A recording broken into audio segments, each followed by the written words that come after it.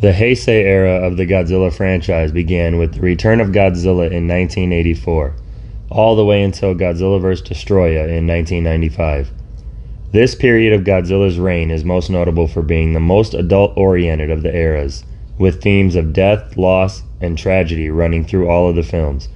Cold War-era nuclear fears seep through the pores of the franchise during this time period, as do a general mistrust of technology and humanity's hubris in sticking our fingers where they don't belong. Of course, that means Godzilla must arrive to set us on the right path. That's not to say there's no fun in here to be had. Time travel, ancient magic, and the adorable return of a Godzilla-like infant makes the Heisei era a layered and complex period for Godzilla and its friends and foes.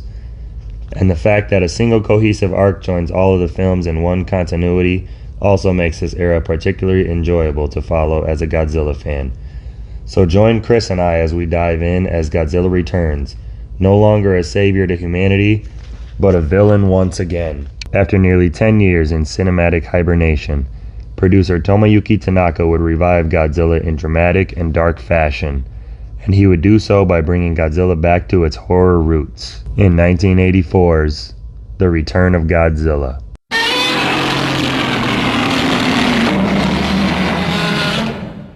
Let them fight. You're a wizard, Harry. You're gonna need a bigger boat. I'll be back. Death has come to your little town, June.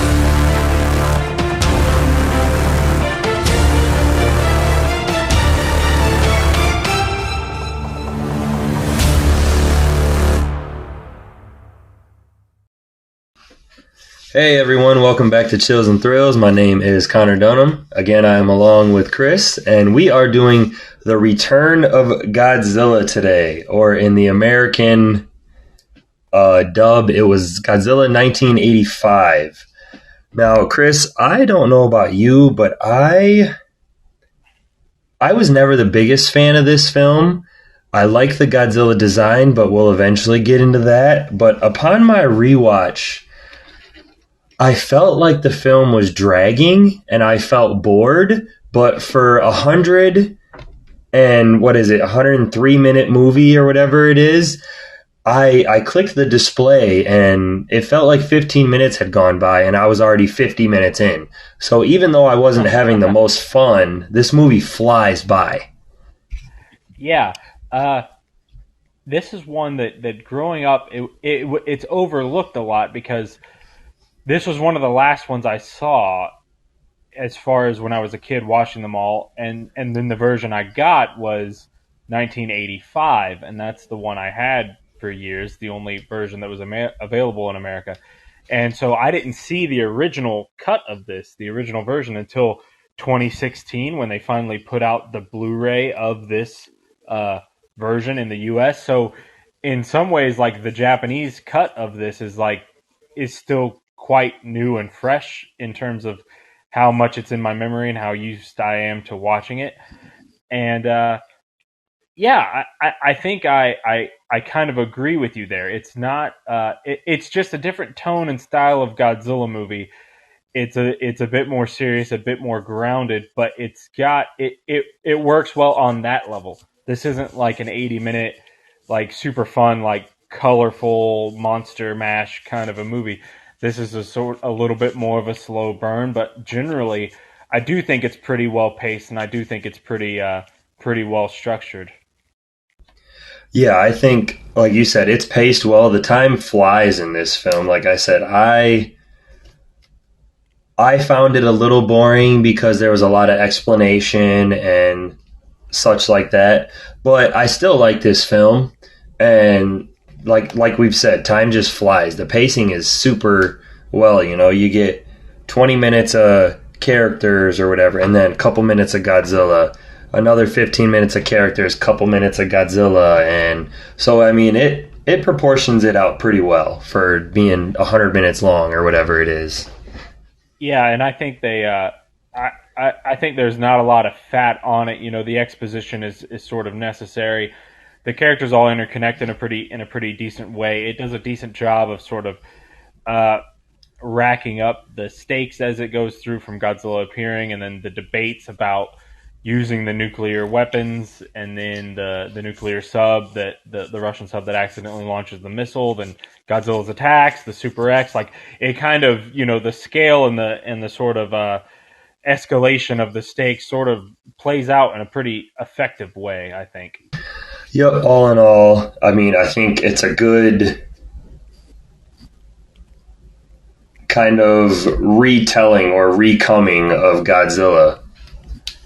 Yeah, and I mean, one thing that's interesting is as far as being like a 30 years later sequel, it feels like it has that kind of spirit to sort of, it's revisiting the world that's kind of grounded, but it's planting the seeds for that sort of alternate timeline kind of hyper sci-fi setting that the Heisei series is going to be known for, by having, something like the Super X involved and things like that. It's sort of, not that they were setting it up for the future, but this movie kind of has that that sci-fi vibe to it, where it's like, this is 1984, but this is sort of a higher tech, more sci-fi version of 1984 that exists 30 years after Godzilla attacked in the 50s.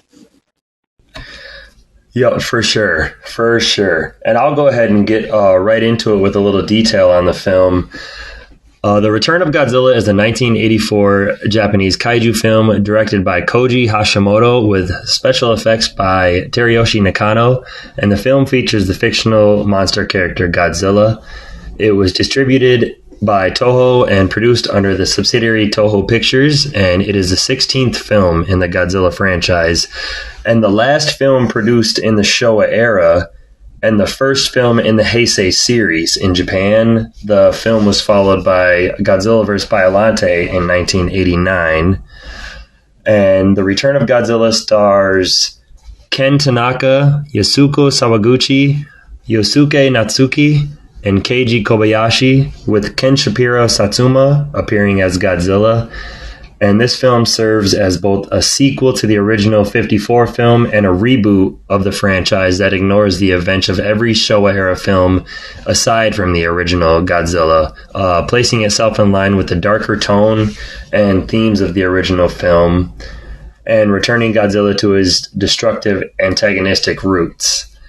The film was released theatrically in Japan on December 15th, 1984, and the following year, a heavily re-edited, localized version titled Godzilla 1985 was released in the United States by New World Pictures, and it features new footage with Raymond Burr, who was reprising his role from the 1956 film Godzilla King of the Monsters, which was the American localization of the 1954 Godzilla. Yeah, that one interesting thing I wanted to point out in terms of the it ignores all of the sequels but the original. To my knowledge, this is probably the first major occurrence of a movie and a series doing that. That sort of, there's not exactly a term for it, like a requel or a retcon sequel, or a sort of, it's a weird term because it's not a full reboot of the entire franchise. It's sort of just like a selective reboot back to the original movie. And there have been some films that have kind of done it since. Superman Returns sort of ignores Superman 3 and 4, and it's kind of a sequel to Superman 2. The recent Halloween trilogy sort of ignores all of the Halloween movies except for the original. And even before that, Halloween H2O and Halloween Resurrection basically ignored all of them after the first two. So there have been a few examples of movies that have kind of done this sort of thing since, but I think this has to be the first prominent example, and I'm really curious I would love to hear what Japanese audiences thought at the time when it happened, because it feels like it would have been a really novel and interesting thing to do and to pitch back in 84. Like, we're making a new sequel to the original. Like, it had to be an interesting concept for people to wrap their heads around. Yeah, when you're used to seeing these cheesy, schlocky, monster fights where, there's a new singing theme song for the monsters that are protecting the earth or something like that, and then you just get this dark reboot where Godzilla is once again just a force of nature, and he's, as soon as you know that he's coming to Tokyo, everybody's trying to get out of Japan and Tokyo, and you can't stop him. You know, they send out the Super X2 and he manhandles it.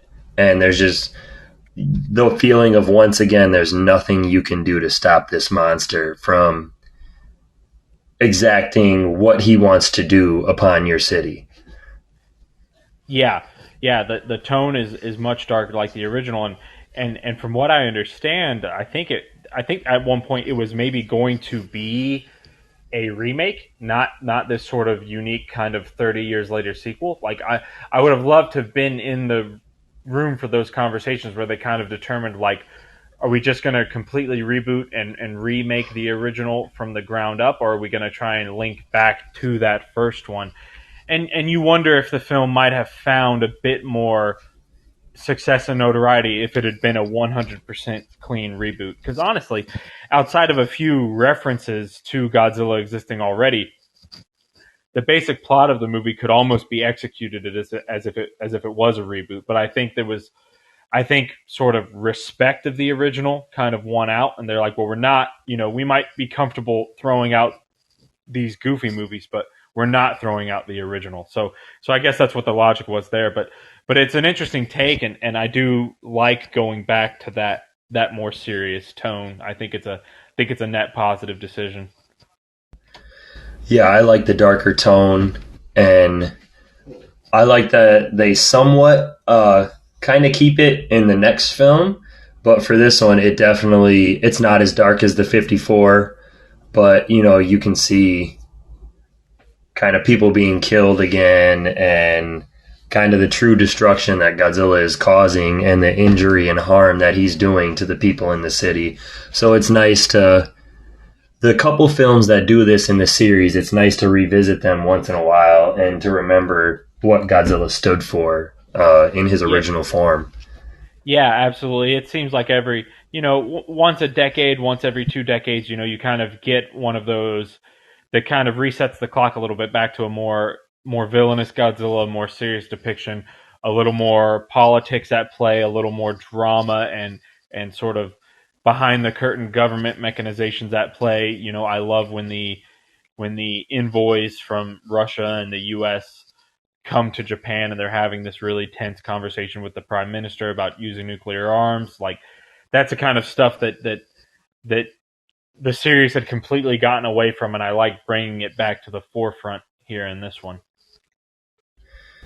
Yeah, we don't have no aliens, no monsters on islands getting radiated and insects growing massive. We're back to reality in this one, I guess you could say. Besides for Godzilla himself. Yep, indeed. And here's an interesting thing that I thought might be fun, is because since the Showa series and the Heisei series both kind of continue from the original in two divergent paths, this is essentially the second crack at Godzilla 2, the second crack at a direct sequel to the original Godzilla that we've had. And in my opinion, Godzilla Raids Again was the original sequel to Godzilla, and this is the new sequel to Godzilla. And in my opinion, I don't think it's a hot take to say that this is the better sequel to the original Godzilla. Would it be a hot take if I wasn't sure if I agreed with you? Ah, very interesting. I thought that would be a little bit of an obvious one for a lot of people, but I mean, hey, each to their own. Yeah, I mean, that's something I'll have to think about for that one, because I do enjoy this one, but I don't know if I have as much fun as Raids Again with, the schlocky monster fights and Anguirus being introduced and whatnot. Very interesting, because as much as I kind of veer positively on Godzilla Raids Again, I do think this is a better sequel to it. I mean, two very different eras, very different kind of styles, but I think this and the original might make for a more interesting double feature than that one and Raids Again. Oh yeah, with the two dark tones combined into one, 3.5, 4 hour movie session, I could see that for sure. Yeah, well, and I like the theme. I like the idea of this is something they didn't really continue, but it would have been fun to see a sort of another take where every 10, 20, 30 years they go back to sort of like there's a 30-year gap between this one and the original. It would have been interesting if somewhere in the new millennium they did another movie that was a sequel to this one directly. So that like every couple of decades you're going back to one of these very serious grounded movies. So you have like one in the 50s, then one in the 80s that's a sequel to that, and then maybe one in the 2000s that's a sequel to this one from 84 directly. It would have been interesting to see that kind of take, like the sort of serious entries that get made every couple of decades, but they all continue off of each other. That would have been interesting to see. Yeah, I know it's not a direct sequel, but it is a coincidence that we had the original in 54, this one in 84, and then the MonsterVerse starting in 2014. All 30 years apart. Hey, I love the numerology of the Godzilla franchise. I could go on and on about that. I always love that when something kind of significant or important happens on one of the major anniversaries. So yeah, 30 years later we get Godzilla 2014, and it has a fun tribute to this movie, whether accidental or on purpose, where Godzilla's introduction in this movie is this classic, the shot starts at his feet and pans up his whole body and he roars. And that's kind of exactly how he's introduced in full form in 2014, where the camera starts at his feet, pans up, and you get the victorious roar. And so I've always loved that connection between those two movies.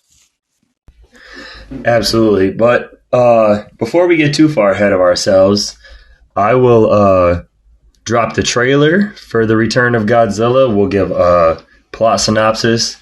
And then we will come back with some numbers on the film, some fun facts, and then go into our favorite characters, score, quote, favorite scenes on the film, and continue to talk about what we liked and didn't like about it. Sounds good to me. "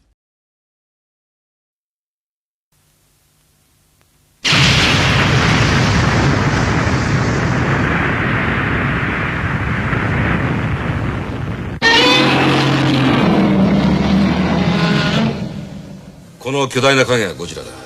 動物にして動物にやらす。あんな生物はこれまでの地球の歴史に存在しなかった。ゴジラが東京湾のいずれかに上陸するのは必至と思われます。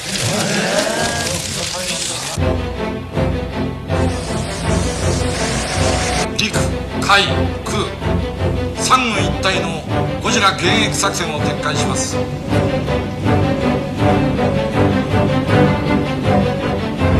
ゴジラ発見。海底を東京湾に向けて移動中です。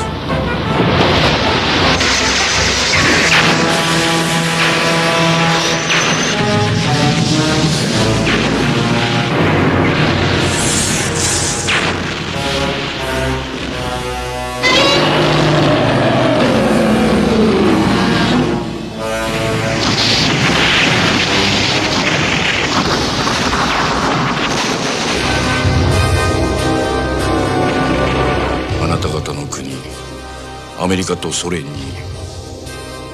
ゴジラが現れたら、首都ワシントンやモスクワでためらわずに核兵器を使える勇気がありますか？ウェルカムゴジラか？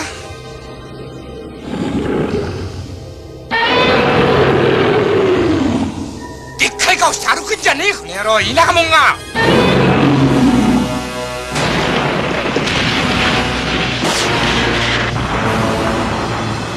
兄は生きてるんですか？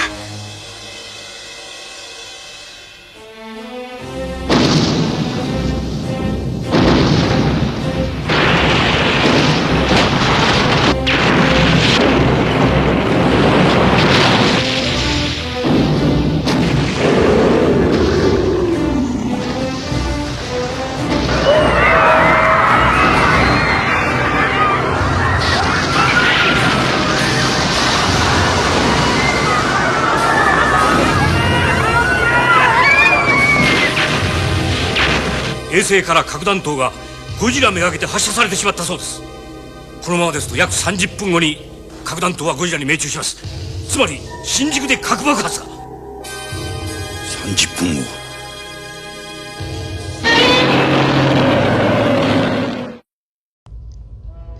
A Japanese fishing vessel, the Yahadamaru No. 5, is trying to find its way to shore in a fierce storm while near the uninhabited Daikoku Island when a giant monster appears and attacks the boat. The next morning, reporter Goro Maki finds the vessel intact but deserted. As he explores the vessel, Maki finds all the crew dead with their bodily fluids seemingly drained except for one young man called Hiroshi Okamura, who has been badly wounded. Suddenly, a giant sea louse attacks Maki but is eventually killed when Hiroshi regains consciousness and stabs it with a hatchet, saving Maki's life. In Tokyo, Okamura is kept isolated in a hospital room and meets with Dr. Makata Hayashida, who presents him with pictures of Godzilla attacking Tokyo from back in 1954. From looking at the pictures, Okamura confirms that the monster he saw was Godzilla. The news of Godzilla's return is kept secret by the Japanese government, with Maki being forbidden to publish the story in the news to avoid creating a mass panic. However, he tips Okamura's sister Naoko off to her brother's whereabouts, though this is merely a pretext for him to get a photograph for his story, which upsets her. Godzilla next destroys a Soviet nuclear submarine in the waters near Japan. The Soviets believe the attack was orchestrated by the Americans, and a diplomatic crisis ensues which threatens to escalate into nuclear war. The Japanese intervene and finally announce that Godzilla was behind the attack. The Japanese arrange a meeting with the Soviet and American ambassadors. After some debate over the issue, Prime Minister Mitamura decides nuclear weapons will not be used on Godzilla even if he were to attack the Japanese mainland, an announcement that both the Americans and Soviets are upset with. The JSDF are put on alert and begin to search for Godzilla, intending to combat him with the secretly constructed aerial fortress Super X, originally meant to defend Japan in the event of foreign nuclear aggression. Meanwhile, the Soviets have their own plans to counter the threat posed by Godzilla, and a control ship disguised as a freighter called the Balashevo in the Tokyo harbor is outfitted to launch a nuclear missile from one of their orbiting satellites in outer space toward Japan should Godzilla attack. Kashirin, the colonel in charge of the ship, reluctantly orders the nuclear device to be disarmed, and the Soviet government ultimately agrees with the Prime Minister's demands. Soon, Godzilla appears in outskirts of Mihama, determined to feed on the reactor at the local nuclear power plant. When Godzilla attacks the facility, he rips out and absorbs energy from the nuclear reactor, but is distracted by a flock of birds and leaves the plant almost as quickly as he arrived. After some research, Hayashida determines that, like the birds, Godzilla follows Earth's magnetic field in order to navigate, and that he can be lured into any location using a magnetic transmitter. Hayashida forms a plan to construct a magnetic transmitter and lure Godzilla to Mount Mihara on Izu Oshima, where he will be trapped in the volcano's crater with a controlled eruption. Godzilla is later sighted in Tokyo Bay, forcing mass evacuations out of the city as a state of emergency is declared. The JSDF attacks Godzilla with fighter jets, but their missiles are useless against him. Godzilla then proceeds to the coast, where the waiting military forces, equipped with tanks, rocket launchers, ground-to-ground missiles, and infantry, proceed to fire on Godzilla, but they are quickly obliterated with a single blast of his atomic breath. As Godzilla climbs ashore, he causes the Balashevo to crash into the shore and capsize, damaging its systems and accidentally starting a countdown that will cause the nuclear missile to launch. Kashirin bravely attempts to disarm the missile but is killed by a small explosion before he can do so. Godzilla then proceeds towards Tokyo's business district, wreaking havoc along the way. There, he is confronted by two N-1-00s, which successfully manage to lure Godzilla away from the building in which Maki, Hayashida, and Naoko are completing the transmitter module. Their diversion leads Godzilla towards the Super X, which has completed loading ammunition. Godzilla has a bad reaction to the cadmium shells that are fired into his mouth by the Super X and falls down unconscious. With crowds gathering to look at him, this gives Hayashida enough time to finish the transmitter, and after much effort by the trio to reach the roof, Okamura extracts the professor and the device via helicopter. High wind currents force Naoko and Maki to stay behind and attempt to escape via the building's stairwell. The city is faced with a greater threat when the countdown ends and the Russian missile is launched from the satellite. leaving the Japanese government and people helpless to stop it. A full evacuation of Shinjuku is carried out, though the Americans intervene and shoot down the missile with one of their own before it can hit Tokyo.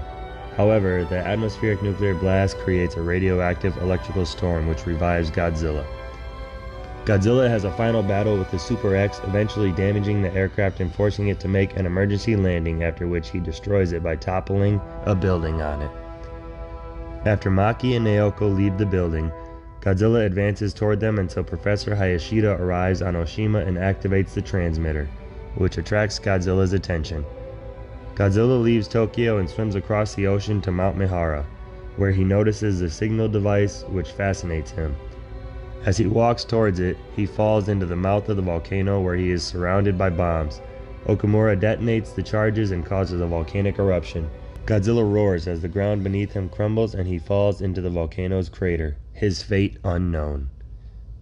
Alright, let's get to some numbers here. The Return of Godzilla had a budget of $6.25 million and a box office of $14 million. So, I mean, it made some money back. It made enough to keep the series going, and I'm for sure glad they did. The film sold 3.2 million tickets in Japan, earning 1.7 billion yen in rentals at the Japan box office. And again, the film grossed a total of $14 million, which is equivalent to $39 million in 2022 at the box office.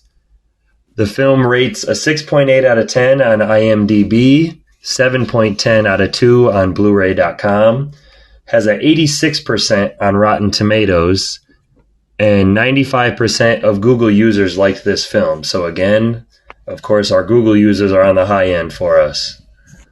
Yeah. Plus, I think in generally there's a lot of in the fandom and critic community, it tends to be that if the movie is a little more on the serious and darker side, that somehow just automatically makes it better than a movie that doesn't take itself as seriously. So you're going to see some of that, I think. Yeah, for sure. And Godzilla's on screen in this film for 18 minutes and 54 seconds, or roughly 18% of the film, and his first appearance is about 33 minutes in. The exact number is 32 minutes and 59 seconds, or 33% into the film. So, I mean, we get him within roughly the first third of the film, and we see him for almost 19 minutes. So, I mean, those are good numbers for a Godzilla film. Yeah, not bad at all. And again, it's kind of how, it's like if this were a movie that were an hour and 40 minutes and all of Godzilla's 20 minutes of screen time were in the last 20 minutes, that would feel a different way than getting it sort of spaced out. It does a great thing of doing something very similar to the original movie where you sort of tease it with the roar and the boat at the beginning to kind of give you some vibes. And they kind of talk about Godzilla a lot when he's off screen and build up to his first appearance. And then once he starts to show up, you just get these good spaced out sequences with him. Yep, I won't complain. In the last 67 minutes of the film, we get 19 minutes of Godzilla. Okay. And, there's some super good shots of him in this film. So, there's some shots that have aged as well. But, for a movie that's, 40 some years old or 40 years old? Right about to turn 40, correct? 94, 04, 14, 24. Yep. Yeah, right about to turn 40 years old. So, for the animatronic and the suit and stuff, it looks all right. It looks good for being 40 years old. Yeah, it's a nice place for practical effects at this time in film production. It's before CGI started to take over in the 90s and 2000s, but it's like 80s animatronics and 80s creature effects are just like they have a really nice kind of look to them. I wish we'd gotten 4 or 5 Godzilla movies in the 80s. I think we would have gotten some gems, but I'll take the 2 that we have.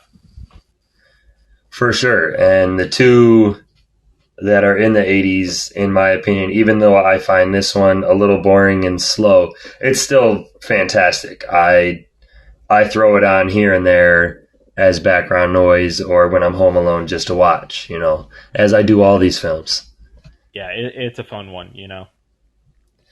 Well, let me get into some fun facts for you. Speaking of fun, the decision was made by Tanaka to increase the apparent height of Godzilla from 50 meters or 160 feet to 80 meters in this film, or 260 feet, so that Godzilla would not appear dwarfed by the skyline of Tokyo, which meant that the miniatures in this film had to be built to a 1/40th scale, and that's what increased the budget of the film to the 6.25 million.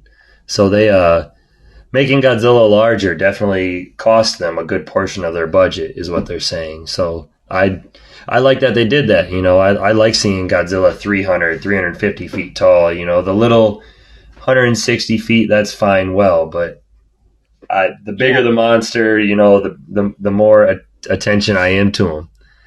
Yeah, there's some interesting things to note about that increase from 50 to 80 meters. It ups the scale, which makes the scaling of the size of the miniatures altered. So, in theory, the larger differential in scale from the building you're making to the building you're presenting on screen, that determines how much detail you can put into the miniature. So if they have to make Godzilla look bigger than a 150-foot building or 200-foot building versus making Godzilla look bigger than a 50-foot building or a 100-foot building, that changes the scale. So that's why in this Heisei era, as Godzilla gets bigger, the models around him get smaller to make the human look bigger. So the models then become inherently less detailed than you would see in the Showa era, when the buildings were all bigger relative to the human actor. So that's where some of the criticisms of some of the details of the models feeling less detailed and inferior in the Heisei era comes from, because the nature of the scale means that there's less room and space to put the detail in the buildings. So that's an interesting thing to think about as we'll watch these movies. And I won't complain about the detail on them. I still think they look great. I mean, for miniatures, I mean, what more could you do in the 80s or 90s? Or, you know, some of these miniatures look better than the CGI in films today. Yeah, and I like the way, you see it. They do a lot of good jobs with the pyrotechnic side of the crumbling and destruction of the miniatures. You can tell that some of that technology has obviously improved a little bit.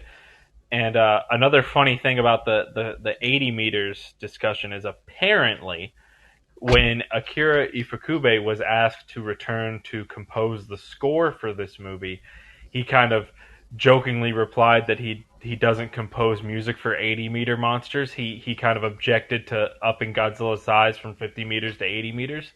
And eventually he came on board the Heisei series, but I guess some of the objections he had to the updating of the character kept him from composing these first two entries in the Heisei series.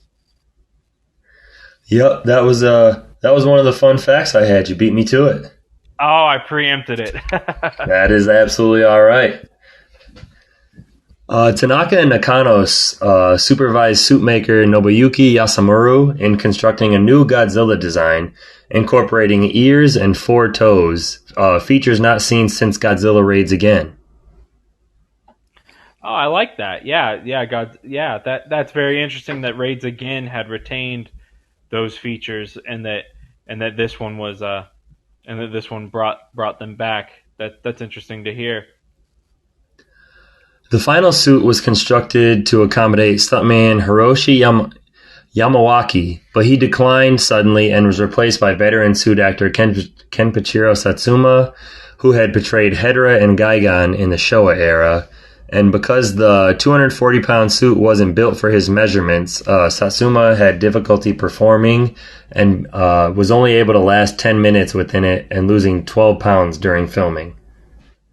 Oof. I think you can kind of see some of the struggles he's going through when he's moving around as Godzilla. Godzilla has this sort of style about his movements in this one that in universe you can kind of ascribe it to, this is a Godzilla that's been hibernating for a long time and is sort of gaining his energy back. But outside of universe, it clearly seems to be that the suit wasn't really made for that actor. Yeah, and a 240-pound suit. I mean, I'm 6 foot, 205 pounds, and adding 240 pounds to me, I don't want to drag that around a set all day. Yeah, I'll pass on that. Taking inspiration from the publicity surrounding the 40-foot tall King Kong model from the Dino De Laurentiis 1976 film, Toho spent a reported 52,000 yen, approximately about $475 back then, on a 16-foot high robotic Godzilla dubbed Cybot for use in the close-up shots of the creature's head. So I feel like we can definitely see that. Yeah, that's always been a cool piece of trivia for me. I don't know if it necessarily needed to be 14 feet. Is that what you said, 14 feet? I don't know if you feel that when you see those close-ups in the movie. It feels like perhaps that was something done more for promotional value than anything else. But it's certainly cool that they kind of went all out in that regard. I think that's one of the last cases of a Godzilla movie where you hear about, for a long time, the Godzilla movies and their special effects were on par with almost anything you could show from a Hollywood monster movie, the 50s and the 60s and things like that. And then the 80s, I think, is probably the last era where you could compare the special effects and creature effects in a Godzilla movie and then come over to America and pick out something like, Predator or, Little Shop of Horrors or something like that has like creature effects or aliens and kind of compare it and say like, yeah, this is very much on the same level. I think once you get to the 90s, the Hollywood production value started to really usurp the production value of Japanese films. Yeah, and this might go off of that. Despite its American re-edit receiving negative reviews, the original Japanese cut of the film has been much more well received, with critics and fans praising the film's score, practical effects, and its darker tone. And in 1985, the film won the Japan Academy Award for Special Effects. Oh, very nice. While we're on this note of Godzilla 1985, I'm not really going to make a strong case that it's superior to the Japanese version or anything like that. But I do just want to throw out some love for it because that is a version that a lot of fans in America only knew for decades. Raymond Burr is less organically integrated into that version of it. It largely amounts to Raymond Burr and some American military guys watching a lot of the key events of the movie and talking about a lot of the key events of the movie from this little sectioned off room on video screens and things like that. But, Raymond Burr handles himself well in those scenes and keeps himself rather serious. And that's a version of the movie. If people have complaints or issues with the pacing of this movie, I think Godzilla 1985 is something like 15 or 20 minutes shorter overall, something like that. It's quite a bit shorter version of the movie, so it's all condensed down quite a bit. So that might be a cut of the movie that some people, if you're just looking for the quickest and fastest version to get through it, maybe that's a version some people might prefer. Yeah, for sure. But if we're doing like this review, like retrospective type thing on it, I'm gonna go with the original Japanese version. I might as well, try to get the best out of that. Agreed. And there's not been any official Blu-ray or DVD release of Godzilla 1985 here in the States. Anyone who's interested in it would have to go the way of the bootleg on eBay or something. But I do hope that one day maybe we can get one of those nice box sets that just has both versions of the original film are included. Maybe one day we can get both versions of this one included because I think it's a nice compare and contrast. There's things it does worse. There's things you can maybe argue that it does a little better. But, I think I always have a lot of fun when there's more than one version of a movie. But I'd say generally I prefer the original cut. For sure. I will not disagree with you.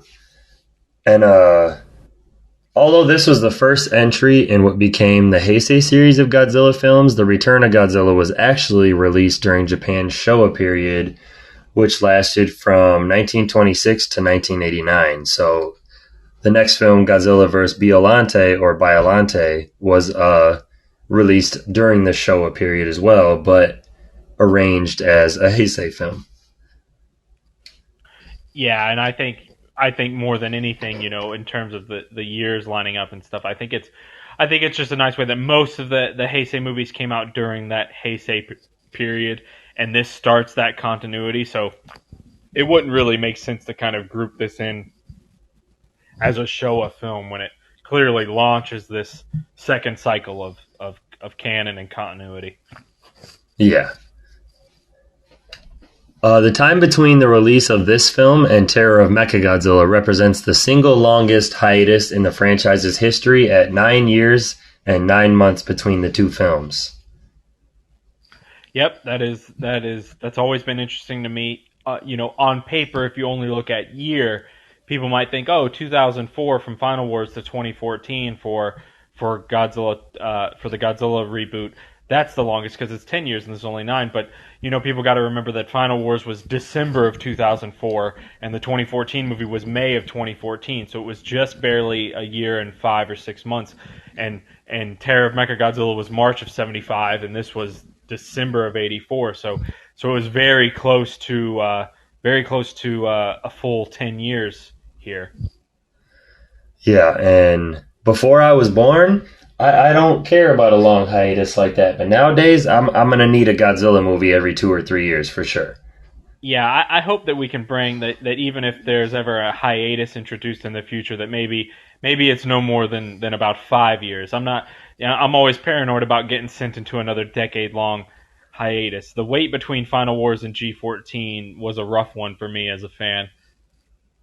Yeah, because all you heard that, new Godzilla film in 2007 or whatever it was, and then, another one, and they were all just like fan trailers or, plans that were going to happen but ended up getting shot down. So 5 years max, I'm good with that.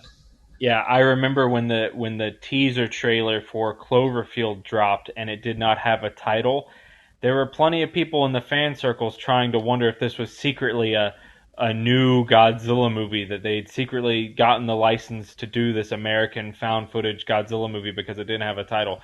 That was eventually shot down, but I remember for a while that was in the fan theories, and I was kind of, I wouldn't have been mad at that. I wouldn't have been mad if that had happened, but that didn't play out that way. Well, that's all right, because I think 14 was worth the wait. Agreed. Yeah, and I remember when that was announced, I think in 2010 for an initial 2012 release date, and then it was just like kind of delayed, and then we finally got it in 2014. The only little weird kind of footnote that one could argue in terms of debating the hiatus of the Godzilla franchise is that if someone were inclined, they could make the argument that the Hanna-Barbera 1978 Godzilla cartoon in America, that aired in 1978 and 1979, and while not a Godzilla movie, you could then make the argument that kind of helped the drought of new Godzilla content, because that was a 26 episode cartoon series.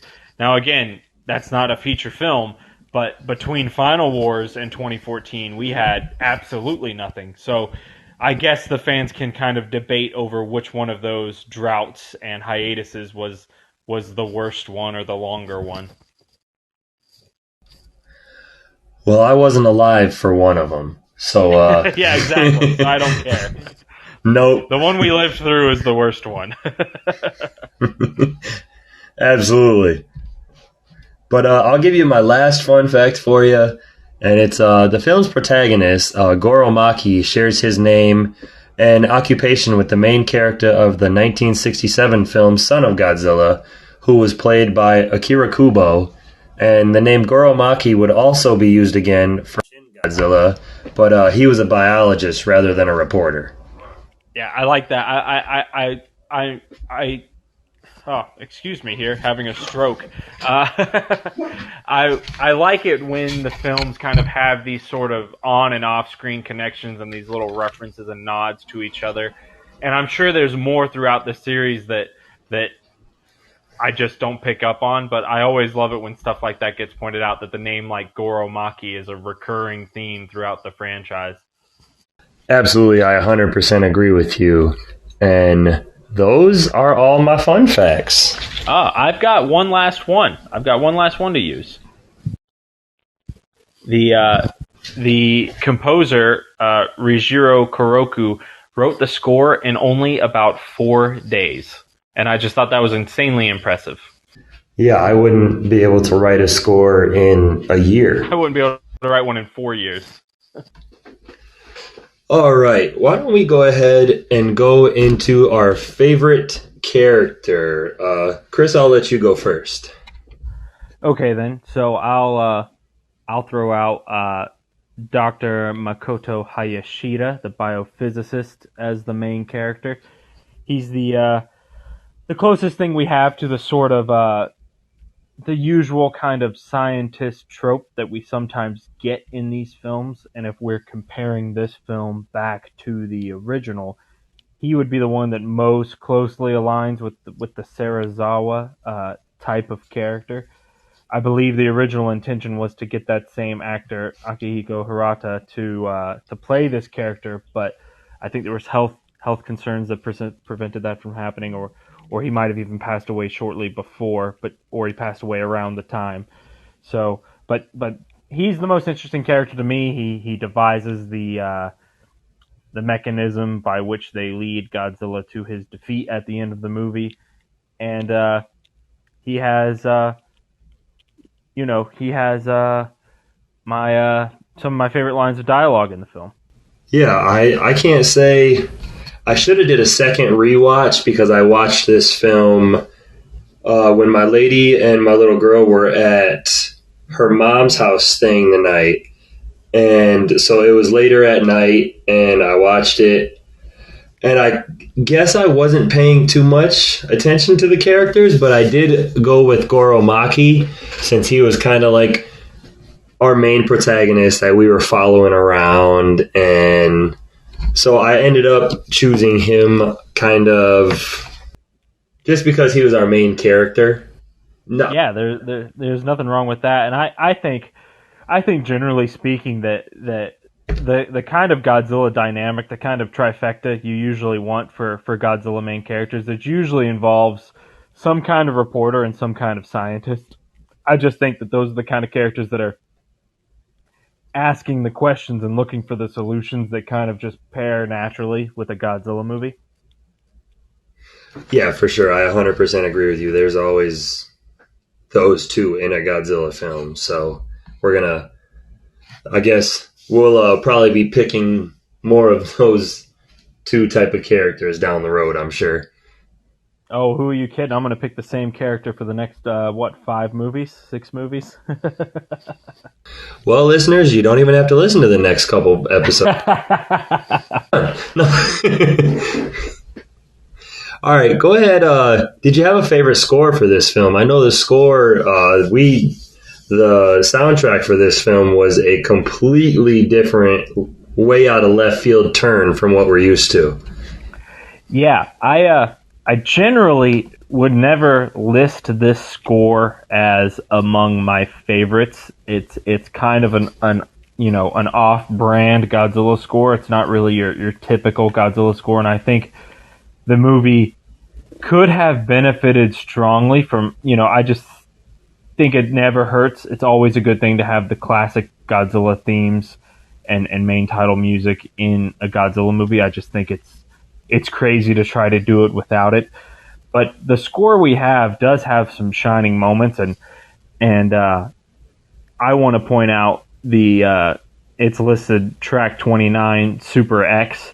It's got this weird kind of like, it feels like a sci-fi military kind of a vibe to it, and the score overall kind of has this upbeat energy, which is kind of contrasting the darker visuals and nature of the movie. But I like that track. And then there's a track called Mount Mihara, which it feels like something out of like an Avatar movie or something in terms of like this. It's just this really kind of surreal, serene kind of slow burn track. So those are two that sort of stand out to me amidst the overall score, which kind of it just feels like a weird fit for a Godzilla movie. It's not a bad score. It just doesn't quite feel like it matched the film. But, you know, when the composer did it all in about 4 days, you know, maybe we can be forgiving. Yeah, I can't disagree with you. The Mount Mihara one, that is something special. That I do like that one, and I ended up choosing. It's called Godzilla's Appearance or Godzilla Appearance, and that ends up sounding something like this.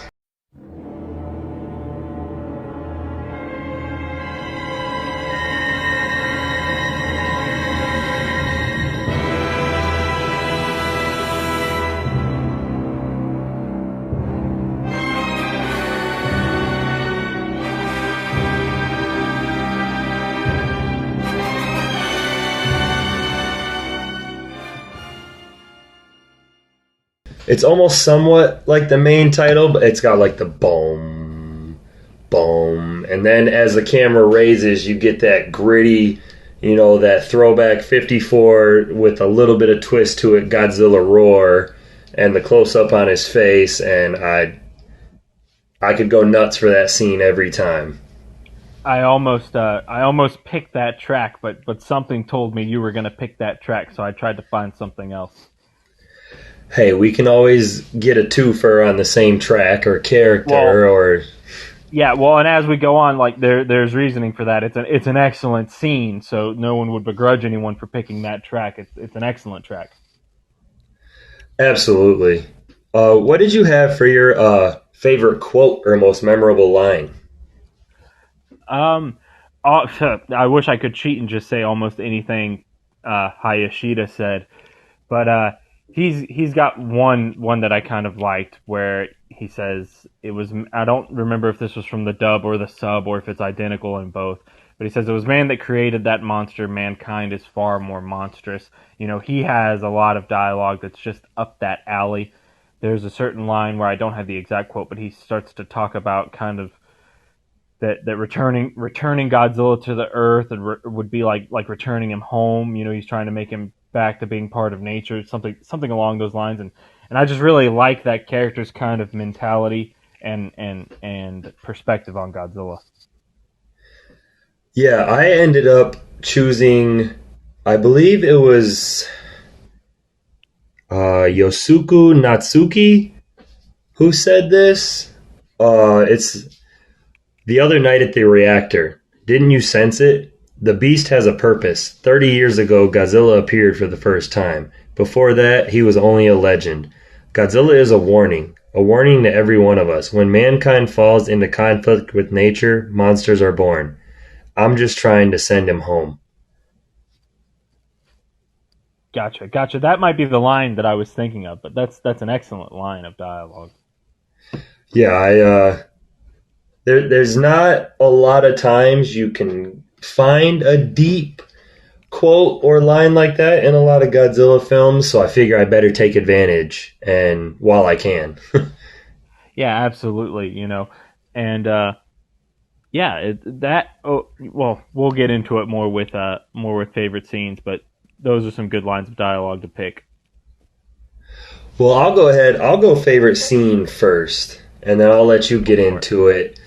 I had a couple. I liked the battle with the Super X, and I liked when he just kind of tips the building over on it and just crunches it like, and then just like stands there and stares like that. Well, that was easy. What took me so long, you know? Like, and then the Mount Mihara scene, him falling into the volcano or them detonating and having him fall into it, and just the way when he's falling, the way the volcano looks, the reds, the orange, the coloring, and then the screech that he lets out, you know, it's almost like a haunting scene. Yeah, agreed. And in the color scheme of that scene's really good. The black on red, you know, that's always a good dynamic. And in the American cut of that movie, it's accompanied with a really good speech by Raymond Burr, which is probably the best dialogue of the American version. Maybe that speech alone almost makes it worth it. And they even add even more extended and altered screams for Godzilla in that version as he's falling down. That's even more kind of like horrifying and gut wrenching. So it's a really good scene. So is the Super X scene. If I had to pick my favorite, this ties into what, your favorite score and where some of your favorite dialogue, it is the Godzilla arrival at the nuclear power plant. I love that introduction, seeing the ground splitting, panning up Godzilla from the feet up. And I also like when he gets to the nuclear reactor, we kind of see how he sort of feeds or absorbs the radioactive energy. It's not like eating it or breathing it in. He's sort of holding the reactor, and we see his dorsal plates sort of electrifying and lighting up and reacting like he's physically like absorbing it through his hands, like through his energy, through his body, through some kind of process. And I like that it's literally, almost like just absorbing it through the skin almost, that he takes in the nuclear energy. It's not something where he has to like eat the reactor or breathe it in or suck it in or something like that.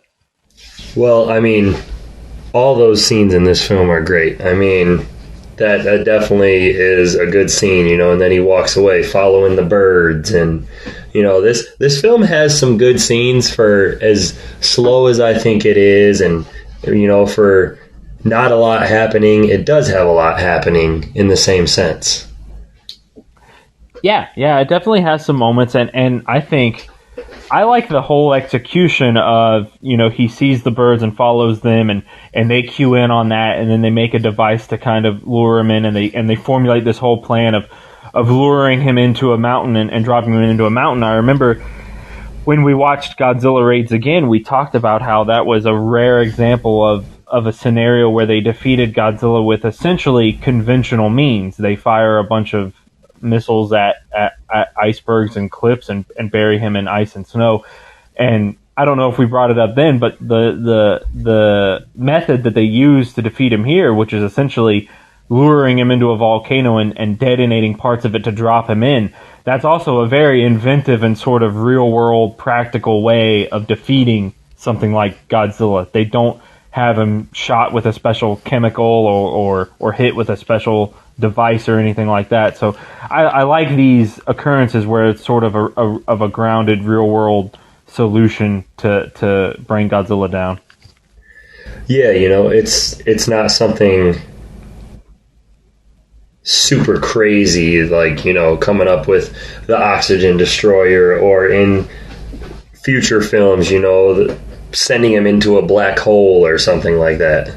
Oh, well, I have words to say about the entire black hole plot, but we'll that's for another episode. Oh, yeah, we'll get there in about 12 or so. Yeah. Somewhere around there, 8 to 10. Yeah, I'll have my 5-page, dissertation written on that whole plot line. I'm ready to listen. I'm all down for that. I'll host my TED Talk. What did you think of the Super X? We've had a couple different mechanical monsters, but clearly they weren't going to bring like a Mecha Godzilla or something back for this. So what did you think of just, a down to earth, like a reality? Like Super X is something you could actually see being invented someday, or a little more realistic. Yeah, by the standards of these Godzilla movies, it's a fairly grounded design. Certainly for the 1980s, it's quite sci-fi, but I like that it almost feels... They didn't make it look particularly aerodynamic and sort of airplane-esque. It feels more like it's a flying submarine in terms of kind of the way it's designed, which I know that's kind of the intention, because it does... Did they talk about it, or did they have it go underwater in points in this movie? I'm trying to remember. Or was it purely aerial in this movie? I believe it's aerial in this one, and in Biollante. Yes, that's what I'm getting it confused with. But either way, I think it's a cool design. I think it's a nice way of, you can make a case for having Godzilla be the most outlandish thing in these movies and have everything else be completely traditional and standard issue conventional weaponry. but I think there's always a place for a little bit of some super tech. You know, they have the maser tanks that they're using in this as well. And, you know, I think there's always a little bit of room for that in a Godzilla movie. These are still, they're meant to be like our world, but there's still a bit of hyper reality. And I'm kind of into that. Yeah, I 100% agree with you. You know, I seen it, and on the rewatch, you know, the first thing I thought was, you know, that's something possible. You know, that's not completely out of the realm of reality when you're throwing something like that into the mix that man has created to battle against an unstoppable creature. So I'm all for it, you know, but you know, even with Mechagodzilla and other, you know, man-made robots or cyborgs or whatever you want to call them in the future that Godzilla will fight, you know, I'm all in for those too. But this one's just, like you said, a little more planted, a little more down to reality that you could see actually becoming something. Yeah, I have some mixed feelings about some of the super tech that we get later in the Heisei era, but generally speaking, I'm not opposed to it. Generally speaking, it's all fairly well executed. Well, on another note, the Godzilla suit, the new Godzilla suit for this one, I do like that we finally got 3 rows of big back plates, like almost like they're fully formed and sized now, and it's not just one big row and then like the 2 smaller rows on the sides. But there are parts in the film that you can tell when they are using the animatronic, or sometimes the eyes look a little wonky. But other than that, I mean, I like this design, and from here to Biollante, I won't say too much, but I think they only improved it going forward. Yeah, I agree. It's a good animalistic design. It kind of takes it back to that, you know, some of the dragon-esque inspirations and vibes that you got from some elements of the original design in the original film, particularly with the sort of fangs that hang down in the front.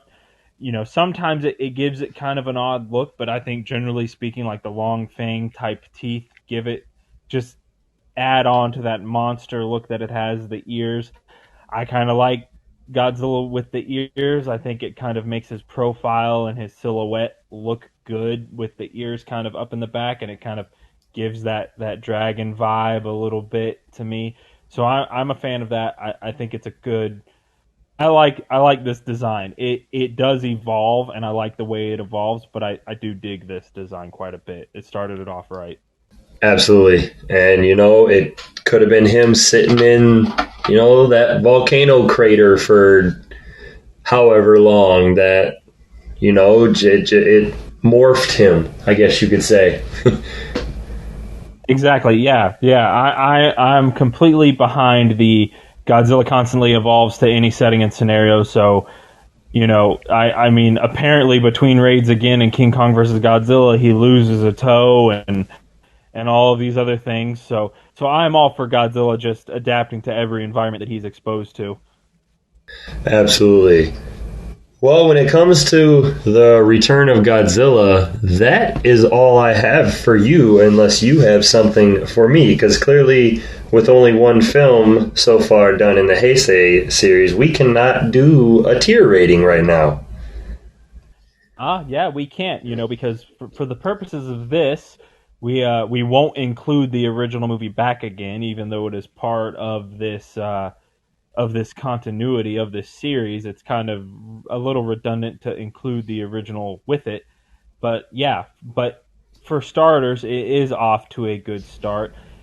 But would we like to, because there's only, 80, 84, 89, 91, 2, 3, 4, 5. There's only 7 in the Heisei series. So do we want to say that maybe we're going to 8 if you count the original movie? Do we want to say that we keep a kind of top 5, you know, where for the Showa series we did a keep 10 and lose 5? Do we want to make the game for this one maybe like a keep 5 of the 7, or keep 4 and the original would make it 5? Do we want to have that kind of discussion? I was gonna say if we only do the 7, keep 4. If we include the original, out of the 8, we could do keep 5. Gotcha. Yeah, because I think it goes without saying that we would keep the original, so that kind of goes without saying. So basically, there's going to be 3 of them that we drop out. What our bottom 3 would be, and that can kind of be the discussion that we have. Yep, absolutely. Okay, yeah, that'll be fun. I think that'll be a very, very fun discussion to have as we go forward in the series. But for now, I'm keeping Return of Godzilla. I'm keeping it too, and I think you will be surprised on. You might be surprised on what ones I don't end up keeping. So this is going to be fun again. It'll be a really interesting discussion because I have my weird nerdly specific reasons of why I would drop and keep certain entries, and there's not nearly as many, so there's not going to be as much room for variation. But maybe we'll surprise each other. Absolutely. I'm all down for it, and I can't wait to continue on with the Heisei era. And continuing with the Heisei era was Godzilla vs. Biollante, which followed this film and was released theatrically in Japan on December 16th, 1989, and is what we will be looking at next week. So I guess, as always, I cannot wait. I'm very excited for that one. Absolutely. So again, Chris, thanks for joining me on the Return of Godzilla. Back to Godzilla, starting the Heisei series off. Yeah, always happy to be here. Always. And again, thanks for joining me. Thanks everyone for listening. And Godzilla vs. Biollante next week. And until next time.